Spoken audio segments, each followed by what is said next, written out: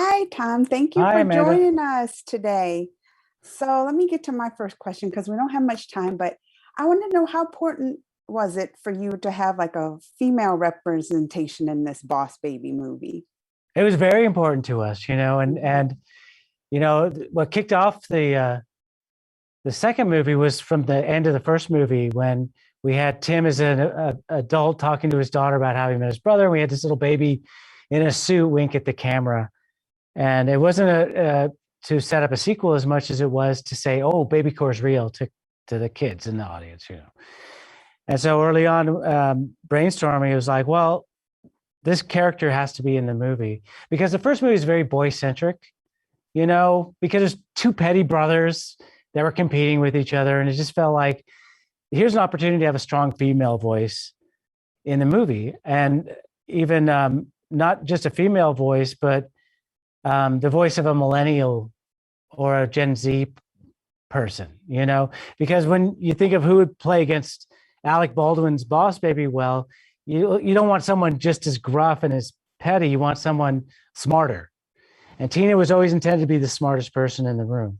And so, rather than be the Mad Men style business person who's like self-promoting, self-aggrandizing, they thought, oh, she should be a millennial that's more in touch with her feelings and more embracing teamwork.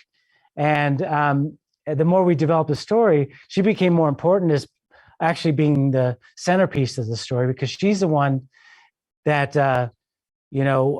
brings the brothers back together. So her mantra is, it's not the old adage, it's not personal, it's business. We just thought Tina needed to be, it's not business, it's not personal, it's not business, it's personal, if that makes sense. You know what I mean? So Amy Sedaris came in and helped us create that character, and we just thought it was funny, since she hasn't been able to talk for the 15 months she's been waiting for the Boss Baby to show up, that she'd be a little chatterbox. And Amy Sedaris is really fun. And you know how great she creates characters with her own TV show and stuff. And so she really helped us define Tina. But we also wanted to have Eva's character, Tim's wife, Carol, have a voice. And of course, Lisa Kudrow, who had a blast playing kind of the overly honest grandmother. So, it's just a great opportunity for us.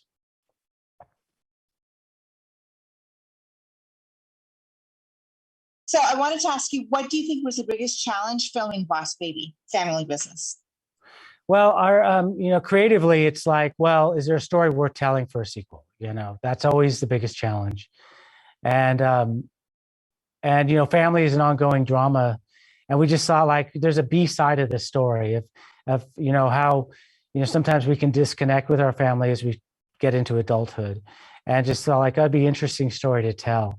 The two brothers who grew up and grew apart, and have a family, a father-daughter story as well. And but I think the biggest challenge, production-wise, for us is we only had 25% of the movie completed by the time the pandemic hit, and so we all had to work from home. And when Hollywood shut down with live action, we were one of the few movies to continue to go. And because we had worked together for a year and a half, we became a very tight family, all the artists on the film. And so it was an easy step for us to then, work virtually and have virtual meetings and things like that. But I think emotionally, the crew was so invested in telling the story, whether, with the father-daughter story or the family story, they were very much invested and gave their all to finish the movie from home, which I'm very proud of, and very proud of the team, because it was really a labor of love to make this movie. We just saw like, wow, if we can be there for when people start to feel good about going to the movie again and make parents laugh and laugh at ourselves, and it was another driving factor to finishing the movie.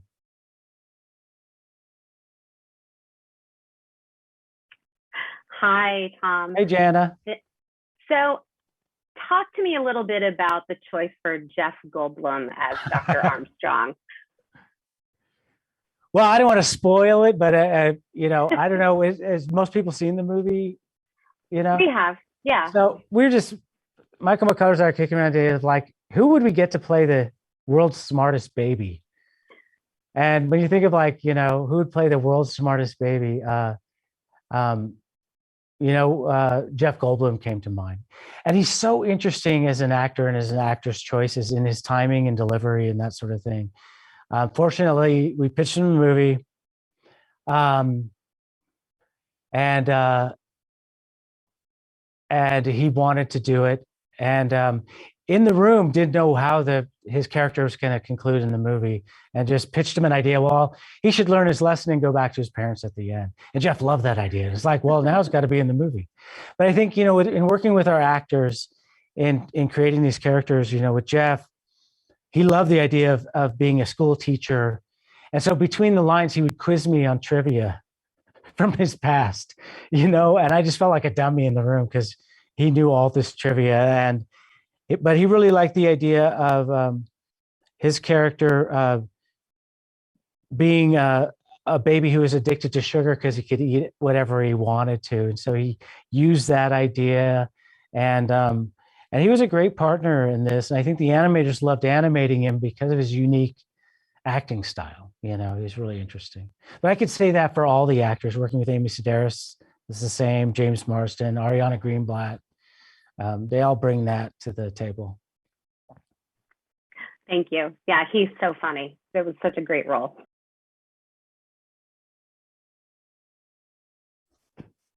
Hi, Mr. McGrath. Hi, Deanna. Hi, Micah. Hello. Our question is, with the success of the original Boss Baby movie and your reputation as an Academy Award nominee, did you feel any pressure in directing this anticipated sequel?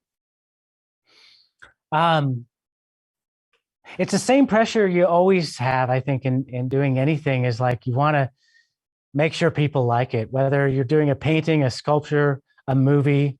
It's like you just put your heart and soul into it and hope people like it. And, you know, the way we approach the movies is like, because we don't have a test audience, if it makes us laugh or it moves us, you know, then we feel like we're on the right track, you know. And, you know, I think when you make any kind of piece of art or any kind of anything, is really not to think about what other people would like, is really about, you know, what you'd like yourself, what means a lot to you. How can you put your personal experiences into anything you do, and hopefully entertain audiences. So there's always the pressure of doing a great movie, but it's regardless of awards or anything like that. At the end of the day, the great reward as a filmmaker is to sit in an audience and listen to kids laugh or their parents laugh or that sort of thing, you know? Well, a lot of times sequels don't really like match up to the first one, but I think this one did. And I hope so. I don't think it'll come off as pressure or anything. So I think audiences will really enjoy. Oh, thank you so much. That means a lot, because we Thank you. put a lot of work into this one, and you just hope people like it. I think they will.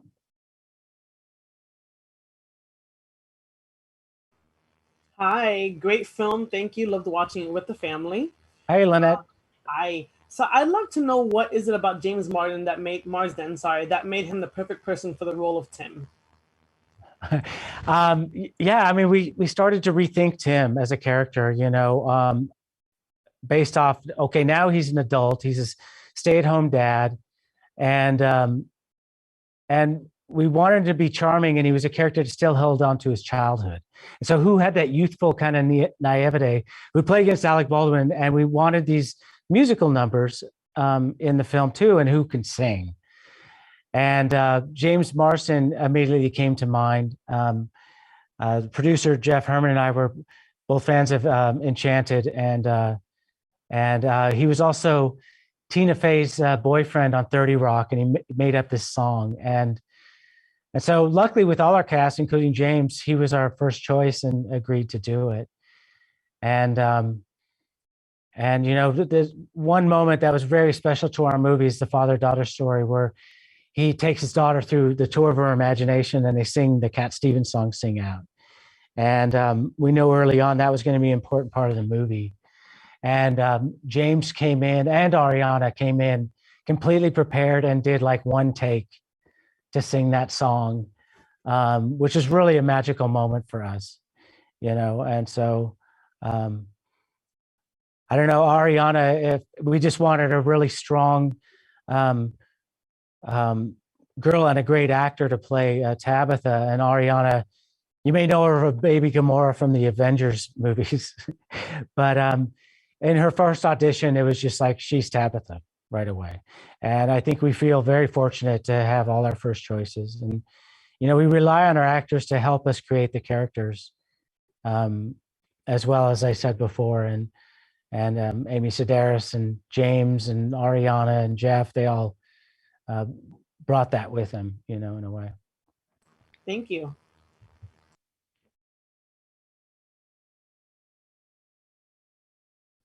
Hello again.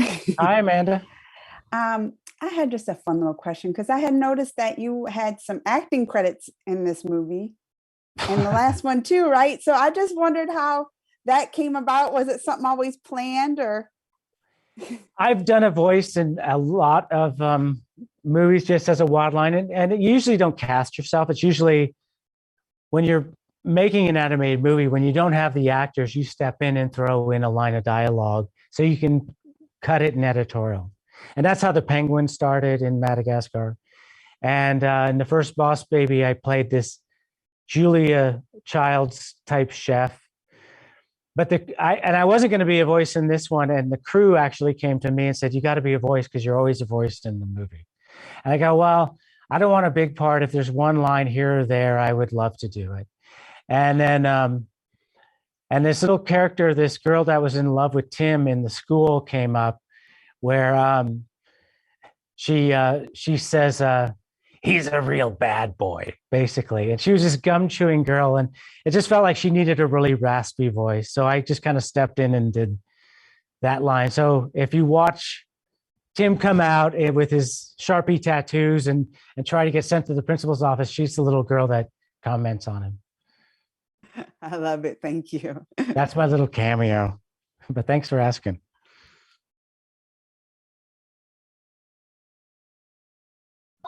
Hi again. So I wanted to know, are there any funny anecdotes that you could share with us that happened behind the scenes? Well, behind the scenes was interesting because, like I said, we made 75% of the movie from home, and the interesting part was the actors had to record from their closets. So it was always interesting to see every actor's closet, because when you record in a closet, it mutes the echo in the room.